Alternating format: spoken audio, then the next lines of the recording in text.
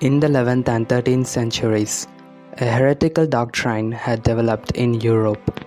Heretical or heresy means it's a controversial opinion which is wrong and against the dogma of the Roman Catholic Church. This heretical teachings was called Albigensianism, which means according to this Albigensianism, the universe was a battleground between good, which was spirit, and evil, which was matter. They believed that human beings were believed to be spirits trapped in physical bodies. So according to them, we can do anything to be released from that prison, which is the body, including suicide. This heresy has also rejected Catholic belief regarding the Holy Trinity, the sacraments, Mother Mary, purgatory, and hell.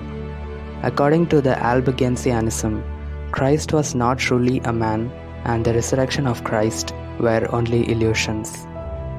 This heresy was deeply rooted in southern France in the first part of the 13th century, and it spread like wildfire in even among the other places. This was the time and situation where Saint Dominic encountered this heresy when he came to begin his missionary in southern France.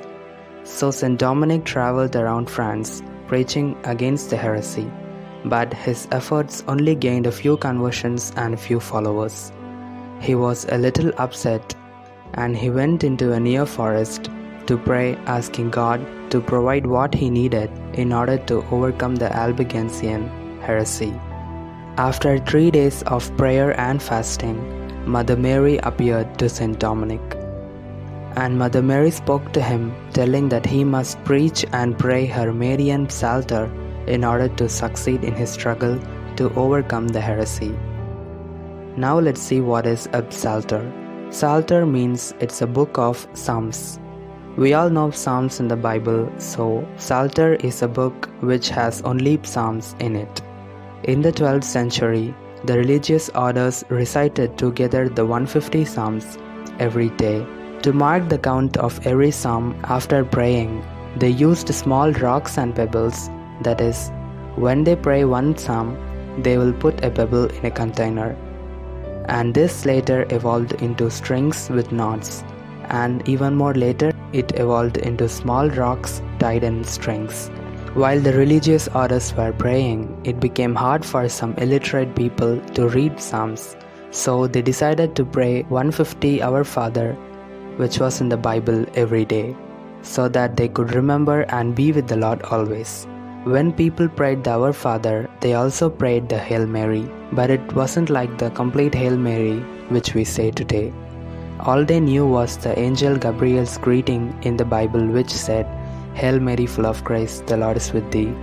And lately they added Saint Elizabeth's greeting in the Bible which said, Blessed are you among women.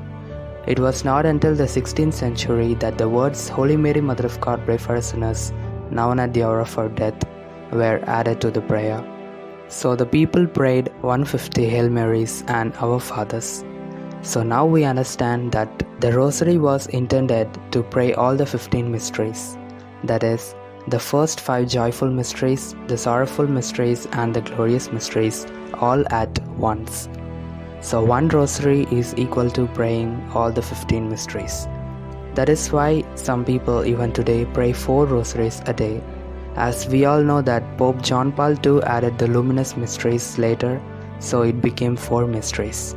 Coming back to the apparition story, in the apparition, Mother Mary taught the 15 mysteries to Saint Dominic, so that by meditating on Christ's life, the people will reject the heresy and believe every event in our Lord's life.